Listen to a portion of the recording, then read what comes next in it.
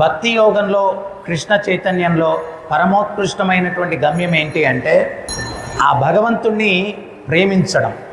మనం చేసే కార్యకలాపాలన్నిటి ద్వారా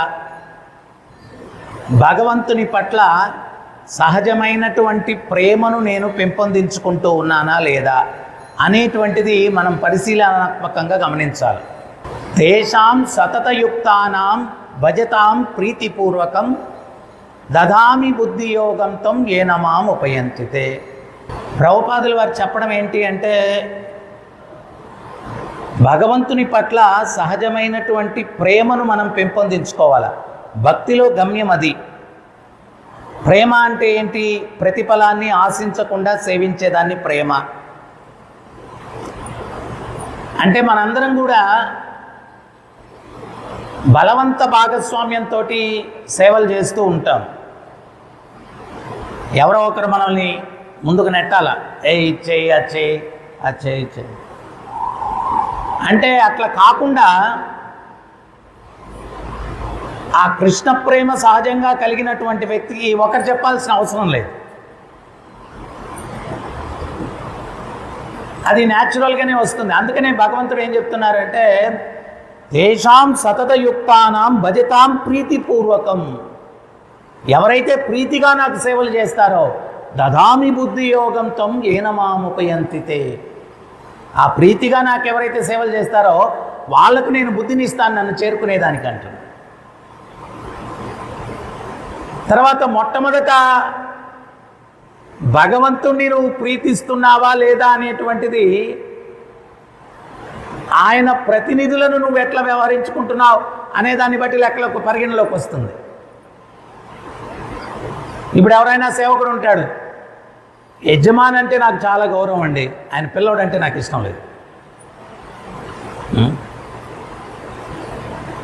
ప్రభుపాదులు వారు చెప్తారు, నువ్వు యజమాన్ని ప్లీజ్ చేసుకోవాలంటే ఆయన యొక్క పెట్ డాగ్కి ఏదైనా బహుమతి తీసుకొని వెళ్ళి ఇచ్చావనుకో యజమాని చాలా ప్లీజ్ అయిపోతాడు. అది పెంపుడు కుక్కే, కానీ ఆ యజమానికి ఆ కుక్క మీద చాలా అభిమానం ఉంది. దానికి ఏదైనా నువ్వు గిఫ్ట్ తీసుకొని వెళ్ళావనుకో, దానికి ఒక బిస్కెట్ ప్యాకెట్ తీసుకెళ్ళావనుకోండి యజమాని చాలా ప్లీజ్ అయిపోతాడు. సో మనకు భగవంతుణ్ణి మనం ప్రేమిస్తున్నాము అంటే ఖచ్చితంగా సర్వజీవుల్ని ప్రేమించాలా. ఎందువల్ల అంటే ఆ సర్వజీవులు అందరూ కూడా భగవంతుని యొక్క అంశాలు అని భగవంతుడే స్వయంగా భగవద్గీతలో చెప్తున్నారు. మమ ఇవ అంశో జీవలోకే జీవభూత సనాతన. ఈ జీవులందరూ శాశ్వతులు, నా అంశాలు అంటున్నారు. మరి ఆయన్ని ప్రేమించేటప్పుడు ఆయన ప్రోడక్ట్స్ని కూడా ప్రేమించాలా. యజమానికి ఒక కారు ఉంది, యజమానికి నమస్కారం పెట్టి కారుని తీసుకొని కాలుతుంది అన్నాం, అది కారే. కానీ ఆయన కోపం వస్తుంది, వీడు నా కారుని దన్నాడు, వస్తారా?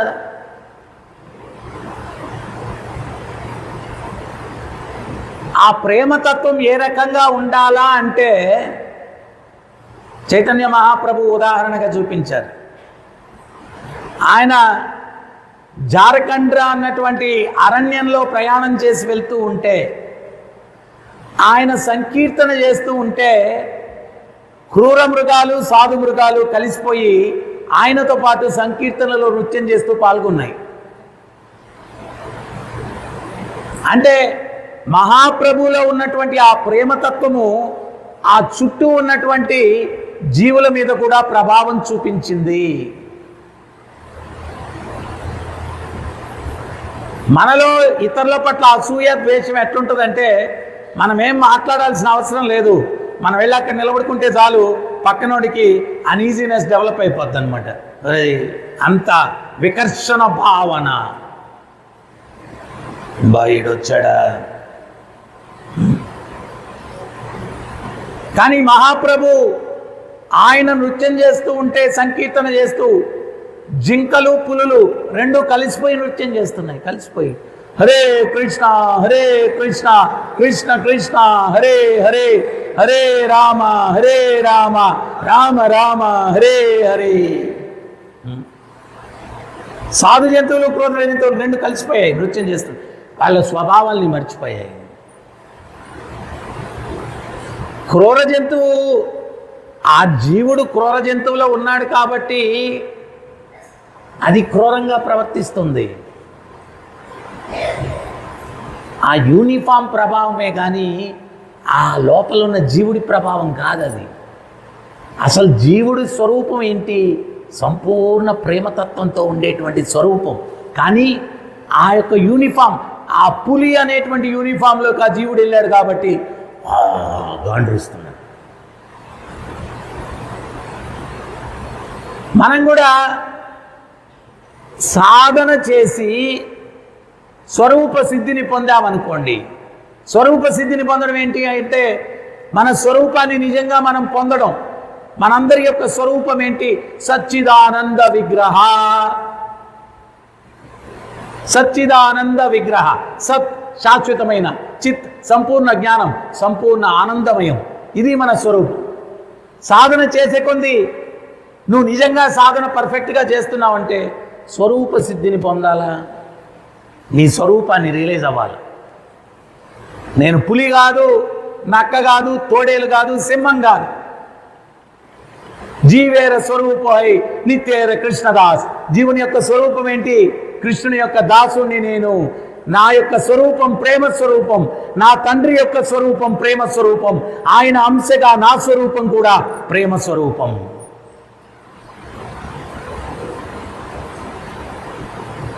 హరే కృష్ణ చేస్తున్నాను, ప్రేమ రావట్లేదు అంటే ఏదో ప్రాబ్లం, సరిగ్గా చేయట్లేదు. చేస్తే ఖచ్చితంగా ప్రేమ రావాలి. కడుపుకి నిండా ఆహారం తిన్నామంటే, జీర్ణ వ్యవస్థ బాగుంది అంటే శరీరానికి శక్తి రావాలి. నువ్వు కడుపు నిండా ఆహారం తింటున్నావు, జీర్ణ వ్యవస్థ బాగలేదు, అందువల్ల సరిగ్గా జీర్ణం అవ్వట్లేదు, అవయవాలకి శక్తి రావట్లేదు. ఎంత తిన్నా కానీ ఏంటో నా అబ్బాయి తెలియట్లేదు, నీరసంగా ఉంటుంది అని. మరి నువ్వు ఎంత భక్తి చేసినా కానీ ఆ ప్రేమతత్వం నీలో రావట్లేదు అంటే అక్కడ జీర్ణమయ్యేటువంటి, అది సరిగ్గా వంట పట్టట్లేదు నువ్వు చేసే సాధన, నువ్వు చేసే భక్తి. ఎందువల్ల అంటే నువ్వు దాన్ని సరిగ్గా చేయట్లేదు.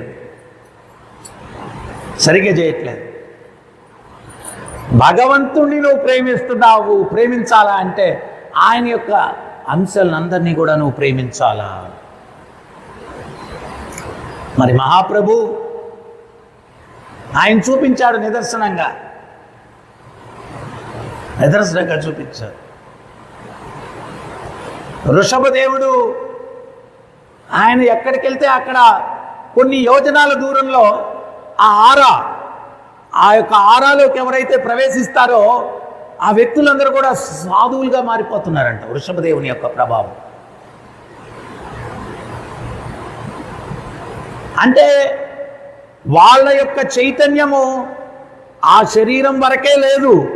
చైతన్యం అది సర్వత్రా వ్యాప్తి చెంది ఉంది. అంత బలమైనటువంటి చైతన్యాన్ని ఈ సాధకులు కలిగి ఉన్నారు.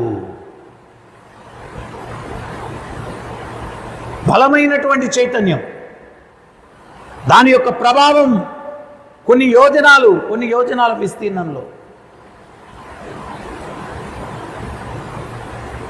మొట్టమొదట మనం ఎదుటి వాళ్ళని ఇన్ఫ్లుయెన్స్ చేస్తామో లేదో, మనం ఎదుటి వాళ్ళ ఇన్ఫ్లుయెన్స్ వల్ల మనం మారిపోకుండా ఉండాలి.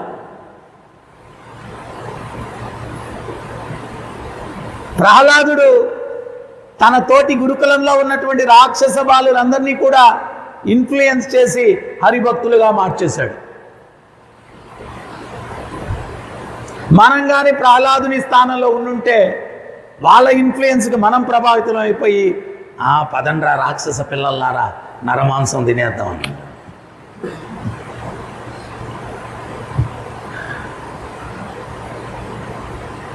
సో ప్రభుపాదుల వారు ఎన్నో సందర్భాల్లో చెప్పారు, నిజమైనటువంటి రిలీజియన్, నిజమైనటువంటి ధర్మం ఏంటి అంటే భగవంతుణ్ణి ప్రేమించడం నేర్చుకోవడం. భగవంతుణ్ణి ప్రేమించడం నేర్చుకోవడం. కృష్ణ అంటే సహజమైనటువంటి ప్రేమ ఆయన పట్ల పొందడం. ఎవడికైతే కృష్ణుని పట్ల సహజమైన ప్రేమ కలుగుతుందో సర్వజీవులను ప్రేమిస్తాడు. నేను కృష్ణుని మాత్రం ప్రేమిస్తాను, మిగిలిన వాళ్ళని ప్రేమించాలంటే అది వాడు కృష్ణుని పట్ల కూడా ప్రేమ లేనట్టే. కృష్ణుని పట్ల ప్రేమ ఉన్నటువంటి వ్యక్తి సర్వజీవుల్ని ప్రేమిస్తాడు.